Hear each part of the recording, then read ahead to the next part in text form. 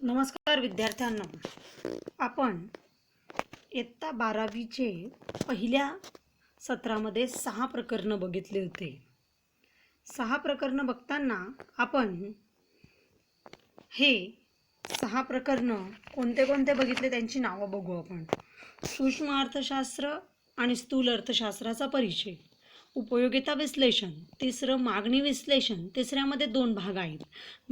तिसरा ब मागणीची लवचिकता, चौथा पुरवठा विश्लेषण, पाचवं बाजाराचे प्रकार, सहावं निर्देशांक आणि आज आपण सुरुवात करत आहोत दिवाळीनंतर 7वं राष्ट्रीय उत्पन्न. आपल्याला हे प्रकरण बघताना राष्ट्रीय उत्पन्न हे प्रकरण बघताना आपल्याला देशाचं उत्पन्न, राष्ट्र म्हणजे काय, देश, देशाचं उत्पन्न हे बघायचं आहे. मग तुमचीच मॅडम प्राध्यापिका कल्पना पटेल तुम्हाला प्रकरण 7व्याकडे नेत आहे. बघा मग.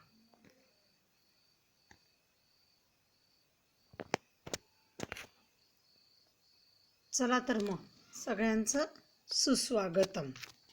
प्रकरण 7 राष्ट्रीय उत्पन्न. मग राष्ट्रीय उत्पन्न म्हणजे काय हे आपल्याला बघणं फार गरजेचं आहे. मग त्यांच्या व्याख्या आणि वैशिष्ट्यांकडे आपण बघणार आहोत. त्याच्या आधी आपण या प्रकरणाची प्रस्तावना बघत आहोत. मग प्रस्तावना बघताना राष्ट्रीय उत्पन्न म्हणजे काय, राष्ट्रीय उत्पन्न हा स्थूल अर्थशास्त्राचा एक भाग आहे. बघा, मी प्रकरण 1 मध्ये तुम्हाला स्थूल अर्थशास्त्र आणि समग्र अर्थशास्त्र हे दोन्ही शिकवले होते. मग राष्ट्रीय उत्पन्न हे मोठे आहे म्हणून हे कशामध्ये गणलं जाईल, स्थूल अर्थशास्त्रामध्ये गणलं जाईल. म्हणजे राष्ट्रीय उत्पन्न हा स्थूल अर्थशास्त्राचा एक महत्त्वाचा भाग आहे आणि देशाच्या अर्थव्यवस्थेत शेती, उद्योग आणि व्यापार आणि काय बाजारपेठ, बँका, वित्तीय संस्था, विविध विभाग आणि कार्यालय इत्यादींचा याच्यात समावेश करतात. कारण कसं असतं बघा, व्यापार, बाजारपेठ, बँका, वित्तीय संस्था या सगळ्या पूर्ण देशांवर आणि सगळं मोठमोठे कामं करत असतात म्हणून यांचा सगळ्यांचा समावेश आपला राष्ट्रीय उत्पन्नात करतात, म्हणजे स्थूल अर्थशास्त्रात करतात. मग राष्ट्रीय उत्पन्न हे उत्पादन, वितरण, विनिमय आणि उपभोग या 4 गोष्टींवर अवलंबून असतं. उत्पादन म्हणजे काय, वस्तूचं उत्पादन करणं. वितरण म्हणजे काय, ती वस्तू विकणं. वितरण म्हणजे काय, वस्तूचं उत्पादन केल्यानंतर ते कुठं कसं पाठवायचं. आणि विनिमय म्हणजे विकणं आणि उपभोग म्हणजे काय, ती वस्तू वापरणं. मग आर्थिक क्रियांना एकत्रित माफक असणे याच्यात देशातील लोकांच्या आर्थिक कल्याणाचंही वस्तुनिष्ठ निर्देशक असतं. म्हणजे एकंदरीत राष्ट्रीय उत्पन्नामध्ये उत्पादन, वितरण, विनिमय, उपभोग यांचा समावेश केला जातो. मग भारतात 1949 मध्ये राष्ट्रीय उत्पन्न समितीची स्थापना करून सरकारने राष्ट्रीय उत्पन्नाच्या नियमित संकलनाला सुरुवात केली. कधीपासून, 1949 पासून. सद्यस्थितीत राष्ट्रीय उत्पन्नाचं संकलन कोण करतं, केंद्रीय सांकेतिक संघटना CSO, केंद्रीय सांकेतिक संघटना ह्या करत असतात. दरवर्षी देशातील राष्ट्रीय उत्पन्न इतर सांख्यिकीय माहितीचं संकलन करून ते प्रकाशित करत असतात आणि देशाचं उत्पन्न ते कसं, किती वाढलं, किती कमी झालं याचं हे करत असतात. मग आपण आता राष्ट्रीय उत्पन्नाचा अर्थ बघू. आधुनिक अर्थव्यवस्था ही पैशांवर आधारित आहे. हे तर प्रत्येक लहान मुलाला पण माहिती आहे, सगळ्यांना माहिती आहे की अर्थव्यवस्था ही कशावर चालत असते, पैशावर चालत असते. म्हणून देशाचे राष्ट्रीय उत्पन्न हे पैशातच व्यक्त केलं जातं. देशाचं एकूण उत्पन्न म्हणजे राष्ट्रीय उत्पन्न होय. खऱ्या अर्थाने राष्ट्रीय उत्पन्न म्हणजे एका वर्षाच्या कालावधीत देशात उत्पादित होणाऱ्या वस्तू आणि सेवांचा प्रवाह होय. राष्ट्रीय उत्पन्नाचं पुढं व्याख्या बघताना आपण बघणारच आहोत. पण राष्ट्रीय उत्पन्न हे एका वर्षाच्या कालावधीतच मोजलं जातं आणि राष्ट्रीय उत्पन्न कशात व्यक्त केलं जातं, पैशातच व्यक्त केलं जातं. पैशाशिवाय त्याचं व्यक्त होत नाही. बघा, मग समजा तुमच्या पालकांचं उत्पन्न आहे, घरामध्ये तुमचं एकत्र कुटुंब आहे, तुमच्या वडिलांचं उत्पन्न हे समजा 20,000 रुपये महिना आहे, काकांचं 15,000 रुपये महिना आहे. या सगळ्यांचं मिळून जे उत्पन्न होतं ते कौटुंबिक उत्पन्न होत असतं. तसंच पूर्ण देशाच्या लोकांचं उत्पन्न म्हणजे काय, राष्ट्रीय उत्पन्न होय. ह्या झाला अर्थ. मग राष्ट्रीय उत्पन्नाच्या व्याख्या आपण बघणार आहोत. राष्ट्रीय उत्पन्नाच्या काही महत्त्वाच्या व्याख्या 3 जणांनी केल्या आहेत. राष्ट्रीय उत्पन्न समिती, प्राध्यापक AC पिगू आणि प्राध्यापक आयर्विंग फिशर. त्याच्यातले हे 2 अर्थतज्ञ आहेत, AC पिगू आणि आयर्विंग फिशर. आणि राष्ट्रीय उत्पन्न समिती ही देशाने नेमलेली समिती आहे. चला मग पुढे जाऊया. मग राष्ट्रीय उत्पन्न समितीमध्ये कोण 3 होते हो? PC महालोबिस, VKR राव आणि DR गाडगीळ यांनी तिघांनी मिळून राष्ट्रीय उत्पन्न समिती स्थापन केलेली होती. मग त्यांच्या अध्यक्षतेखाली राष्ट्रीय उत्पन्नामध्ये काय बदल, कसं काय याचं हे केलेलं होतं. मग त्यांनी एक व्याख्या मांडली. कोण कोण आहे? PC महालोबिस यांच्या अध्यक्षतेखाली भारत सरकारने ऑगस्ट 1949 मध्ये नियुक्त केलेल्या राष्ट्रीय उत्पन्न समितीचे प्राध्यापक गाडगीळ व डॉक्टर VKR राव हे सदस्य होते. हे बघा, पहिले जे आहेत ते महालोबिस, दुसरे आहे KR राव आणि तिसरे प्राध्यापक DR गाडगीळ यांच्या अध्यक्षतेखाली ही समिती नेमण्यात आली. मग ही समिती काय म्हणते हो? राष्ट्रीय उत्पन्न म्हणजे एखाद्या विशिष्ट कालावधीत निर्माण करण्यात आलेल्या वस्तू आणि सेवांचं दुहेरी मोजमाप होऊ न देता केलेलं मापन होय. बघा इथं काय वाक्य वापरलंय त्यांनी? दुहेरी मोजमाप. म्हणजे कसं? समजा तुम्ही कापड घेतलं किंवा शर्ट घेतला, मग शर्टची किंमत ही कापडामध्ये गणायची नाही, कापसाची पण गणायची नाही, तर डायरेक्ट शर्टची गणायची. म्हणून ही जी काय राष्ट्रीय उत्पन्न समिती काय म्हणते की राष्ट्रीय उत्पन्न म्हणजे काय? एका विशिष्ट कालावधीत निर्माण करण्यात आलेल्या वस्तू आणि सेवांचं दुहेरी मोजमाप न होता केलेलं मापन होय. आलं लक्षात? आता आपण प्राध्यापक AC पिगू यांची व्याख्या बघू. समाजाच्या वस्तुनिष्ठ उत्पन्नाच्या ज्या भागांची पैशात मोजदाद करता येते असा भाग म्हणजे राष्ट्रीय उत्पन्न होय. की समाजामध्ये ज्या ज्या वस्तूंचं उत्पन्नाचा भाग फक्त पैशातच मोजता येतो.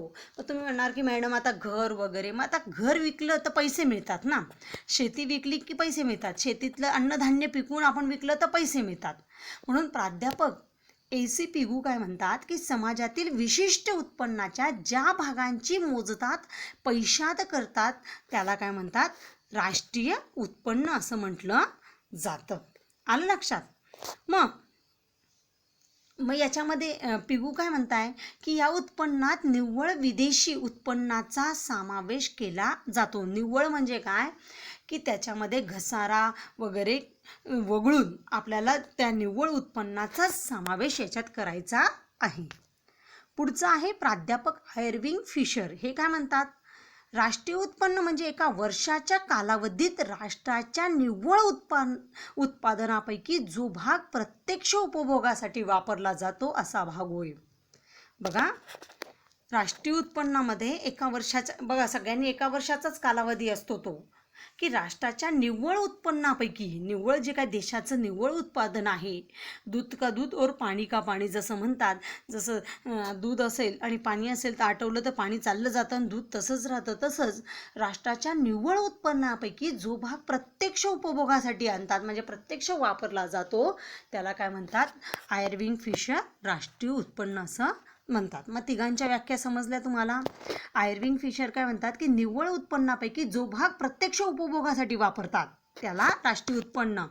आणि पिगू काय म्हणतात? राष्ट्रीय उत्पन्न म्हणजे ज्या वस्तूंची मोजदाद पैशात केली जाते त्याला काय म्हणतात? राष्ट्रीय उत्पन्न. आणि समिती काय म्हणते की राष्ट्रीय उत्पन्न म्हणजे विशिष्ट कालावधीत निर्माण झालेल्या वस्तू आणि सेवांची दुहेरी मोजमाप न टाळता केलेलं मापन म्हणजे राष्ट्रीय उत्पन्न होय. आता आपण राष्ट्रीय उत्पन्नाची वैशिष्ट्य बघणार आहोत. राष्ट्रीय उत्पन्नाची 7 वैशिष्ट्ये आहेत. पहिलं, स्थूल आर्थिक संकल्पना. राष्ट्रीय उत्पन्नात अंतिम वस्तू आणि सेवांचं मूल्य, निव्वळ समग्र मूल्य, विदेशी निव्वळ उत्पन्न, आर्थिक वर्ष, प्रवाही संकल्पना, पैशात व्यक्त केलेलं मूल्य. असे किती वैशिष्ट्ये आहेत? 7. 7 मधले आपण आता एक एक बघणार आहोत. पहिला आहे स्थूल आर्थिक संकल्पना. एकूण राष्ट्रीय उत्पन्न एखाद्या व्यक्तीशी संबंधित नसून ते संपूर्ण अर्थव्यवस्थेतील उत्पन्नाचे प्रतिनिधित्व करते, म्हणून एक स्थूल अर्थशास्त्रीय संकल्पना म्हणून ओळखलं जातं. बघा, स्थूल म्हणजे काय? मोठं. आपण बघितलं होतं की जिथं मोठ्या घटकांचा अभ्यास केला जातो त्याला स्थूल अर्थशास्त्र म्हणतात. मग राष्ट्रीय उत्पन्नाचं पहिलं वैशिष्ट्य जे आहे की एका व्यक्तीशी संबंधित नाही तर संपूर्ण अर्थव्यवस्थेशी त्याचा प्रतिनिधित्व करणारं शास्त्र म्हणजे काय? स्थूल अर्थशास्त्रीय संकल्पना होय. दुसरा वैशिष्ट्य आहे राष्ट्रीय उत्पन्नाच्या अंतिम वस्तू आणि सेवांचं मूल्य. बघा, राष्ट्रीय उत्पन्नामध्ये दुहेरी गणना टाळणं हे फार महत्त्वाचं आहे की अंतिम वस्तू आणि अर्थव्यवस्थेतील सेवांचं मूल्य याच्यात विचारात घेतलं जातं. अर्धसिद्ध वस्तू किंवा कच्च्या वस्तूंच्या याच्यात विचार केला जात नाही. समजा शर्टाचं मूल्य निश्चित करायचं असेल तर त्याच्यामध्ये कापूस धरायचं नाही, कापड धरायचं नाही. त्याच्यामध्ये शर्टाच्या किमतीमध्ये आधीपासूनच त्यांचा समावेश केलेला असतो. म्हणून राष्ट्रीय उत्पन्न फक्त काय करते? अंतिम वस्तू आणि सेवांचंच मूल्य विचारात घेते. तिसरं आहे निव्वळ समग्र मूल्य. राष्ट्रीय उत्पन्नात उत्पादित वस्तू आणि सेवांच्या निव्वळ मूल्यांचा समावेश केला जातो. यात घसारा निधीचा समावेश केला जात नाही.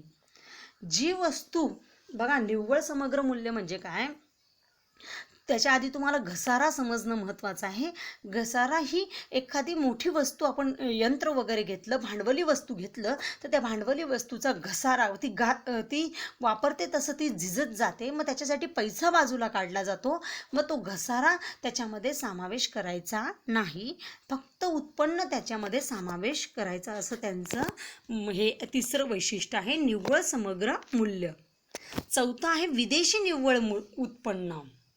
राष्ट्रीय उत्पन्नात परदेशातून मिळणाऱ्या निव्वळ उत्पन्नाचा समावेश केला जातो.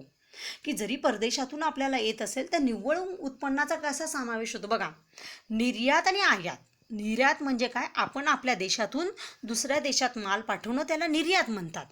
आणि आयात म्हणजे काय? दुसऱ्या देशातून आपण माल घेतो त्याला आयात असं म्हटलं जातं.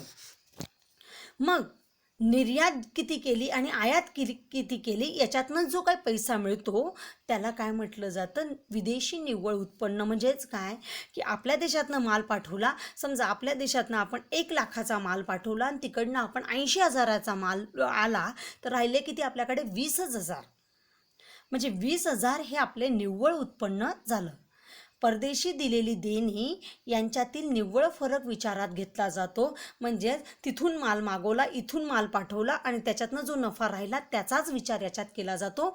म्हणून चौथं वैशिष्ट्य त्यांनी केलं आहे की विदेशी निव्वळ उत्पन्न. पाचवं आहे आर्थिक वर्ष. हे पण महत्त्वाचं आहे. बघा, तुम्हाला सगळे राष्ट्रीय उत्पन्नाची वैशिष्ट्ये हे 4 मार्काच्या लघुत्तरी प्रश्नासाठी विचारले जातात. हे सुद्धा गाळलेल्या जागाला विचारलं जातं. मग आर्थिक वर्ष, राष्ट्रीय उत्पन्न हे नेहमी कालावधीच्या संदर्भात व्यक्त केलं जातं. किती कालावधी किती आहे याच्या संदर्भात केलं जातं. मग भारताचं आर्थिक वर्ष हे 1 एप्रिलला सुरू होतं आणि 31 मार्चमध्येच संपतं. म्हणजे 1 एप्रिलला सुरू होतो आणि शेवटी 31 मार्च वर्षभरामध्ये संपतं. म्हणजे नेहमी एका कालावधीसाठीच व्यक्त केलं जातं. 6वं प्रवाही संकल्पना. राष्ट्रीय उत्पन्न ही एक प्रवाही संकल्पना आहे. म्हणजेच एका वर्षाचं उत्पन्न मोजलं जातं म्हणून ते प्रवाही आहे. 1 वर्ष संपलं की तो प्रवाह पुढं चालला जातो, म्हणून त्याला नदीच्या प्रवाहासारखं संकल्पना सांगितलेली आहे. आर्थिक वर्षाच्या कालावधीत अर्थव्यवस्थेत उत्पादित वस्तू आणि सेवांचा प्रवाह दर्शवला जातो. कारण ही वस्तू आणि सेवा वस्तूच्या प्रवाह म्हणजे जसजसा वेळ निघतो तसतसा प्रवाहाबरोबर त्या बदलत जातात, म्हणून त्याला काय म्हटलं आहे? प्रवाही संकल्पना. शेवटचं आहे पैशात व्यक्त केलेलं मूल्य. 7वं वैशिष्ट्य काय? पैशात व्यक्त केलेलं मूल्य. मग राष्ट्रीय उत्पन्न नेहमी पैशात व्यक्त केलं जातं. ज्या वस्तू आणि सेवांचं पैशाच्या स्वरूपात मूल्य किंवा विनिमय होत असतं अशाच वस्तूंचा समावेश आपण राष्ट्रीय म्हणजे देशाच्या उत्पन्नात करतो, अन्यथा करत नाही. तरच आपल्याला देश म्हणजे देशाचं उत्पन्न समजतं ना. मग देश आपला आघाडीवर आहे, विकसित आहे, अविकसित आहे का विकसनशील आहे, हे आपल्याला समजत असतं. मग राष्ट्रीय उत्पन्न नेहमी काय होतं हो, पैशातच व्यक्त केलं जातं आणि ज्या वस्तू आणि सेवांचं पैशात मूल्य मोजलं जातं त्यांचा समावेश राष्ट्रीय उत्पन्नात केला जातो. मग तुम्हाला ही 7 वैशिष्ट्य समजली असेल असं मी हे करून इथं थांबते. मग आज आपण काय काय बघितलं, राष्ट्रीय उत्पन्नाची प्रस्तावना, अर्थ, व्याख्या आणि वैशिष्ट्य बघितलेली आहेत. धन्यवाद.